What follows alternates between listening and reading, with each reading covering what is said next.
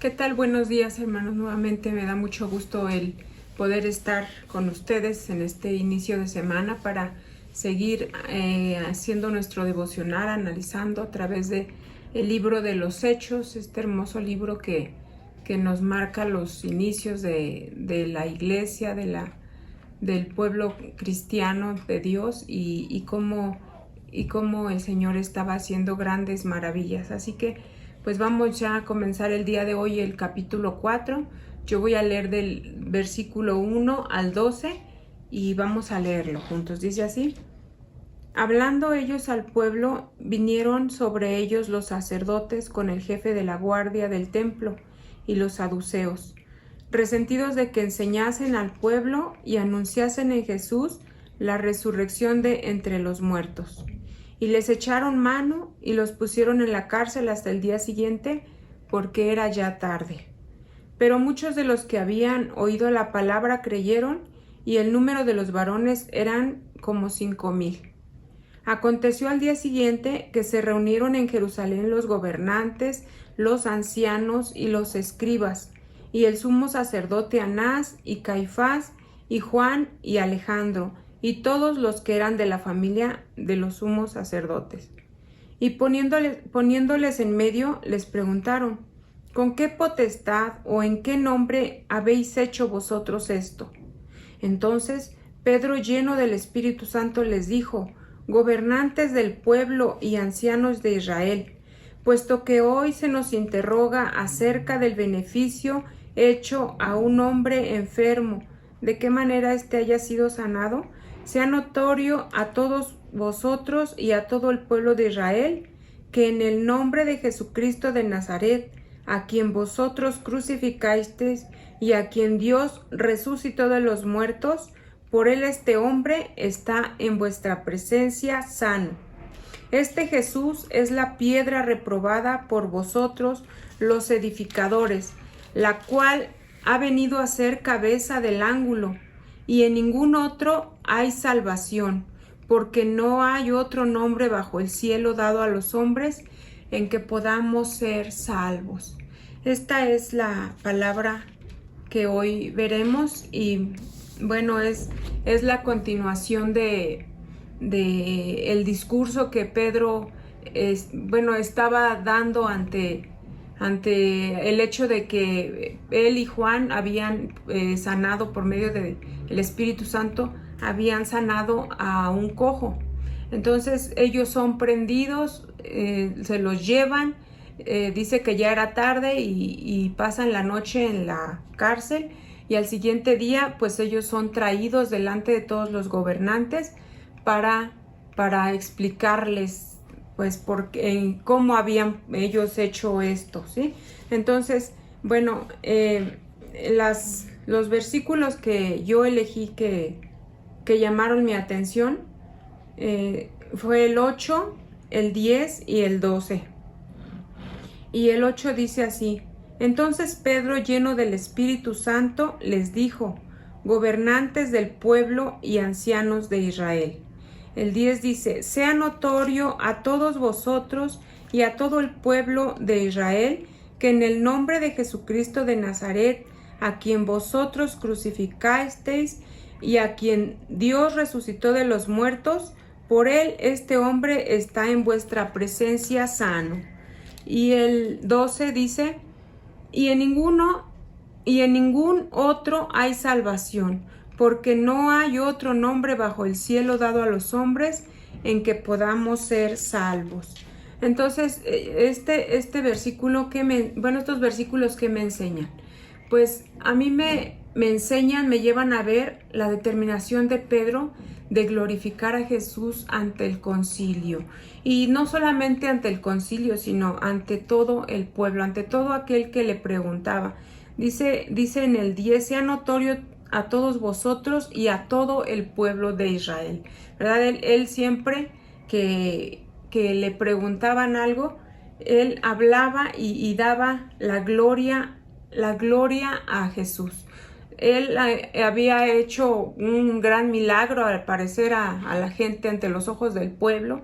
Él con Juan juntamente y había hecho este gran milagro de haber sanado a este hombre, pero él no se quedaba con el reconocimiento. Siempre él llevaba a que la gente viera, y bueno, digo de Pedro específicamente porque aquí habla de él, pero siempre llevaban ellos a ver a Jesús, a que él fuera reconocido, y claramente lo dice, pues es por Jesús, y les recuerda lo que ellos hicieron, ¿verdad? Que lo habían crucificado, pero que había resucitado, que Dios lo resucitó, y que por él, por el poder de Jesús, era que hoy este hombre estaba ahí ante ellos sano.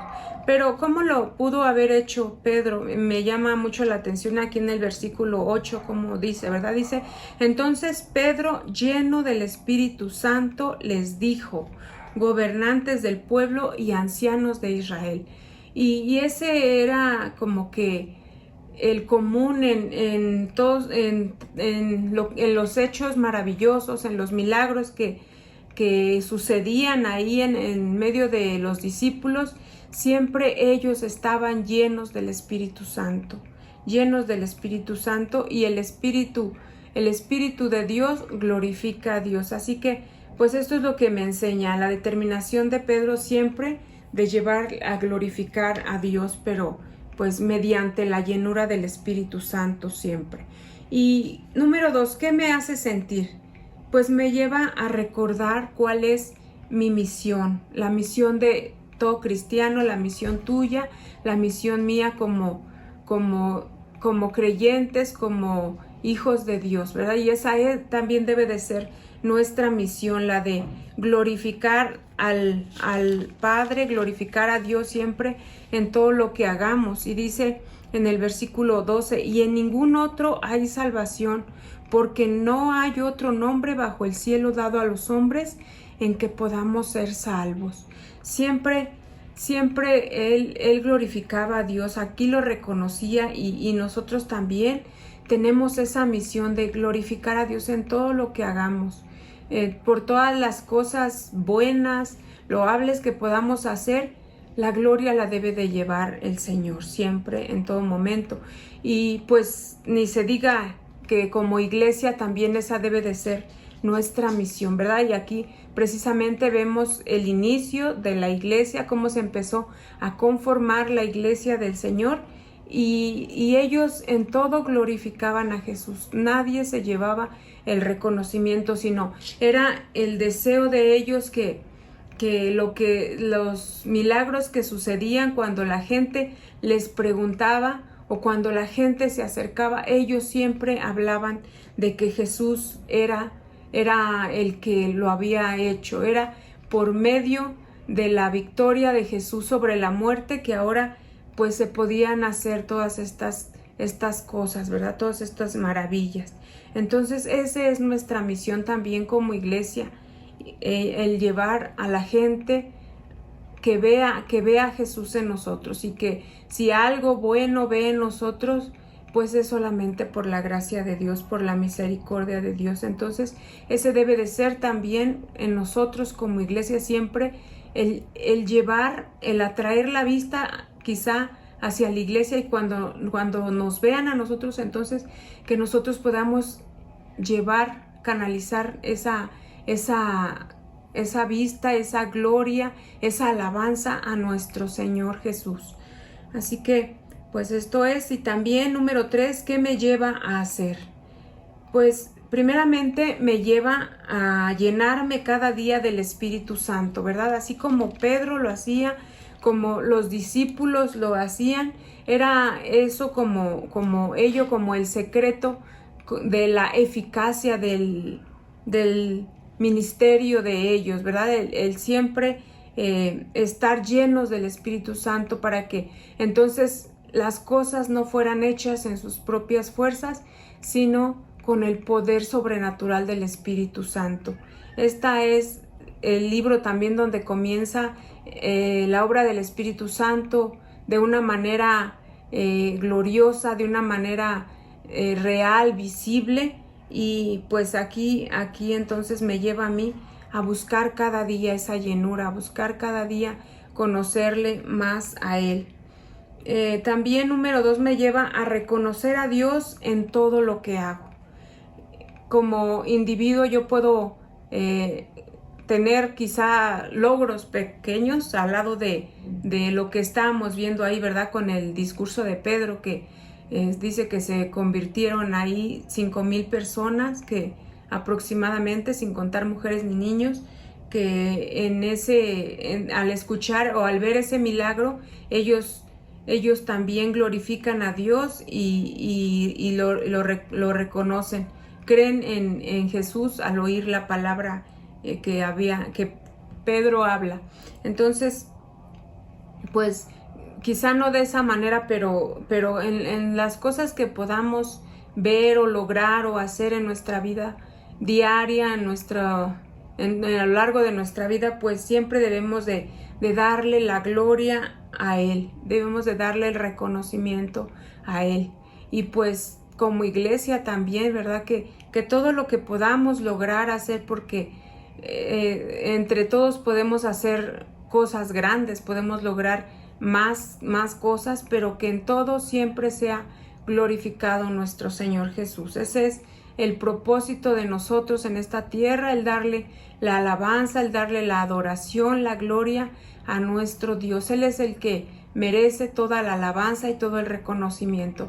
Lo que podamos hacer es por Él, nunca por nosotros, solamente es por Él, porque somos de Él y Él es el que hace en nosotros todas sus maravillas para que la gente le conozca.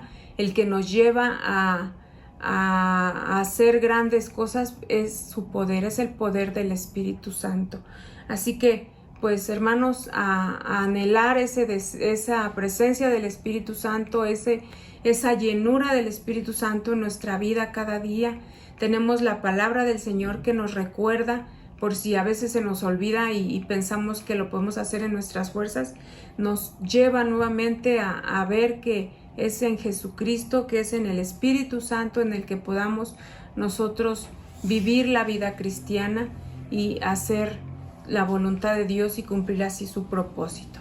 Así que pues esto es lo que yo puedo compartirte este día. Yo espero que tú también hagas tu devocional individual, que leas este hermoso libro, este hermoso capítulo, y que dejes que el Espíritu Santo te hable a ti y te diga lo mucho que lo necesitas, y que haga crecer ese anhelo, ese deseo en nuestra vida cada día para buscarle. Pues que tengan un excelente día. El día de mañana nos vemos nuevamente en un devocional más aquí en el Centro Cristiano Vive Diferente. Hasta pronto.